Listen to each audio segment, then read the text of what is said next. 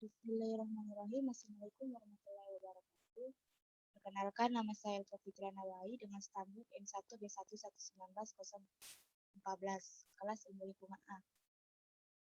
Di sini saya akan membawakan materi tentang toksikologi lingkungan.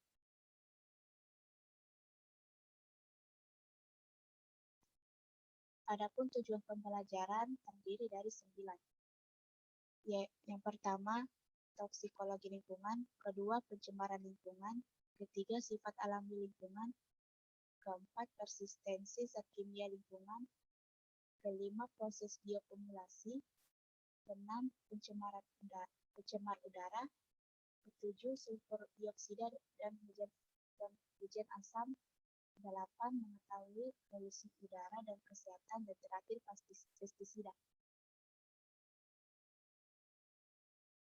Toksikologi lingkungan adalah ilmu yang mempelajari kimia dan fisik yang dihiasi ikan dari suatu kegiatan dan menimbulkan pencemaran lingkungan.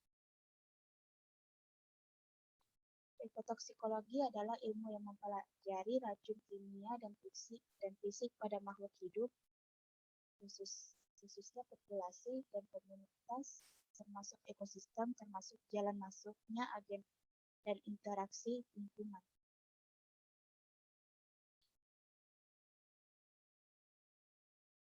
Sejarah mencatat pada awal revolusi pertanian telah menggunakan berbagai jenis bahan kimia yang begitu saja dibuang ke lingkungan. Demikian juga limbah industri yang pada awalnya dibuang tanpa melalui proses pengolahan ke lingkungan merupakan penyebab cepatnya menurunnya kualitas lingkungan. Pencemaran lingkungan. Menurut Undang-Undang Nomor 23 Tahun 97 tentang Pengelolaan Lingkungan Hidup, yang dimaksud dengan pencemaran lingkungan hidup adalah masuknya atau dimasukkannya makhluk hidup, zat, energi, atau komponen lainnya ke dalam lingkungan hidup oleh kegiatan manusia sehingga kualitas turun sampai ke tingkat tertentu yang menyebabkan lingkungan hidup yang tidak dapat berfungsi sesuai dengan peruntukannya.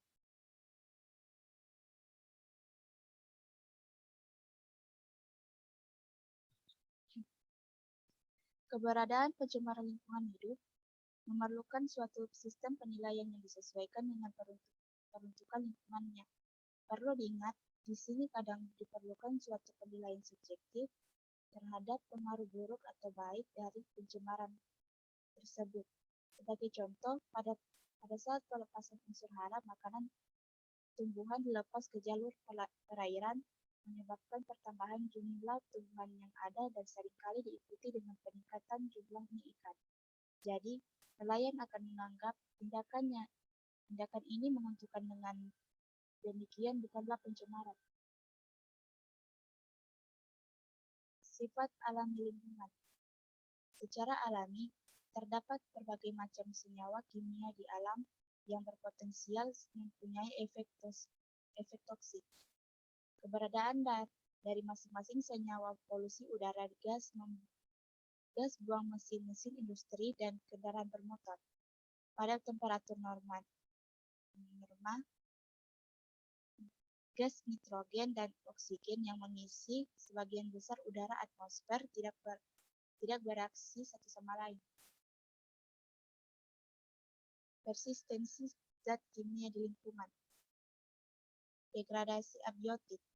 Proses degradasi kimia secara abiotik umumnya terjadi dengan melibatkan faktor pengaruh cahaya, fotolisis, dan air hidrolisis. Proses fotolisis pada dasarnya cahaya sinar ultraviolet sangat berpotensial melakukan pemutusan ikatan kimia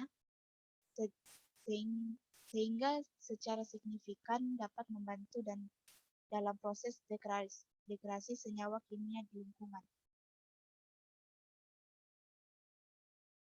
Degradasi biotik. Penguraian zat kimia di lingkungan secara biokimia, umumnya proses ini berlangsung sangat lambat dan degradasi ini dapat berlangsung dengan lebih cepat apabila dibantu oleh proses enzimatis dan dari mikroorganisme seperti bakteri, jamur, protozoa, dan serangga. Jadi, degradasi biotik melibatkan proses enzimatis dari berbagai organisme, dan proses ini umumnya berlangsung lebih cepat dari proses abiotik.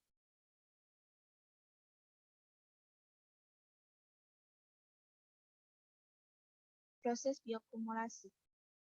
Bioakumulasi dapat didefinisikan sebagai proses penumpukan akumulasi zat kimia pada organisme baik melalui penyerapan langsung dari lingkungan abiotik, seperti air, udara, tanah, maupun melalui rantai makanan. Dalam lingkungan alamiah, derajat biomagnifikasi biasanya merupakan suatu fungsi yang rumit dari jumlah mata rantai dalam rantai makanan, jenis-jenis makhluk hidup dalam rantai makanan, keadaan alamiah dari senyawa yang diakumulasikan, dosis dari senyawa kimia dari setiap tingkat rantai makanan, dan lamanya berhubungan dengan pencemar. Fungsi ini semakin rumit karena pada kenyataannya keseluruhan biomagnifikasi dalam sistem alamiah adalah tidak menentu.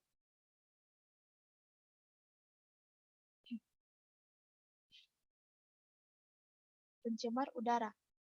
Pencemaran udara umumnya dapat diartikan sebagai udara yang mengandung satu atau lebih bahan kimia dalam konsentrasi yang cukup tinggi untuk dapat menyebabkan gangguan atau bahaya terhadap manusia, binatang, tumbuh-tumbuhan, dan harta benda. Polutan dapat dikelompokkan ke dalam kelompok yaitu polutan udara primer dan polutan udara sekunder. Yang dimaksud dengan polutan udara primer adalah suatu bahan kimia yang ditambahkan langsung ke udara yang menyebabkan konsentrasinya meningkat dan membahayakan.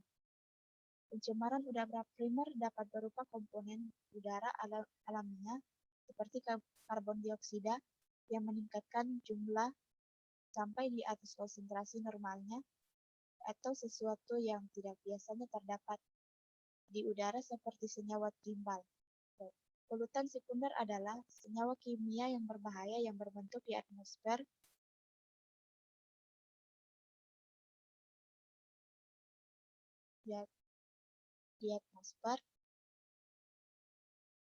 melalui reaksi kimia diantaranya berbagai komponen di udara. Contoh pencemaran sekunder adalah kabut fotokimia.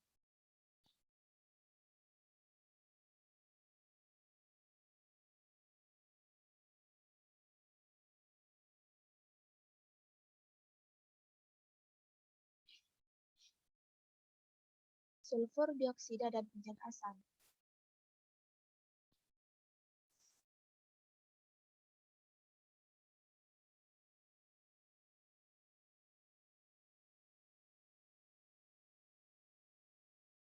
Sulfur dioksida yang dihasilkan akibat pembakaran bahan akar fosil di udara akan bereaksi dengan uap air dan oksigen menghasilkan asam sulfat.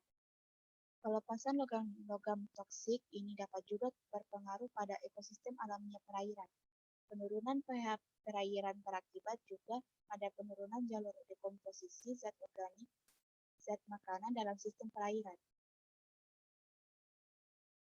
Pada pH 6 berakibat pada gangguan pada biota seperti pada fitoplankton, zooplankton, hewan-hewan dasar perairan, dan hewan-hewan tak bertulang belakang. Sedangkan penurunan pH perairan sampai kurangnya dari 5,5 berakibat pada penurunan populasi ikan-ikan tertentu karena lavarnya yang peka pada pH asam. Polusi udara dan kesehatan. Polusi udara dapat memberi gangguan pada kesehatan dari iritasi mata dan sakit kepala sampai asma, bronkitis, emfisema, dan kanker paru-paru. Efek polusi udara dapat dibagi menjadi 4 kelompok, yaitu efek jangka pendek atau takut terhadap saluran pernapasan, efek jangka panjang atau kronik terhadap saluran pernapasan, kanker paru-paru, dan efek terhadap bukan saluran pernapasan. Yang termasuk efek saluran pernapasan akut adalah serangan asmatis, saluran nafas yang hiperaktif, infeksi saluran pernapasan, dan perubahan fungsi paru yang reversibel. Sedangkan efek kronik terjadi akibat pemaparan jangka panjang terhadap polusi udara yaitu seperti kanker paru-paru, penyakit paru obstruktif kronis, perubahan dalam perkembangan dan proses penuaan paru-paru. Dan terakhir adalah pestisida.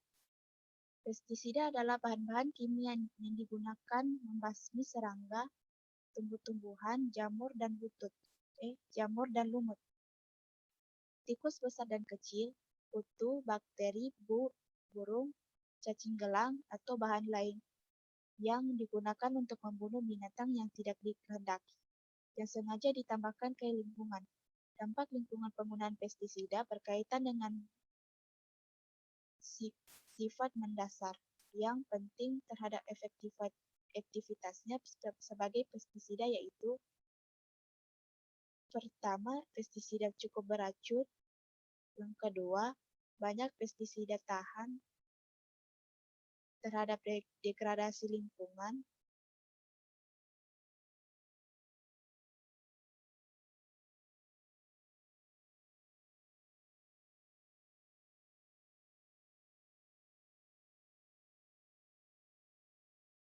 Demikian dari saya. Apabila ada kesalahan mohon dimaafkan. Saya akhiri dengan ucapan wabillahi taufiq wal hidayah. Wassalamualaikum warahmatullahi wabarakatuh.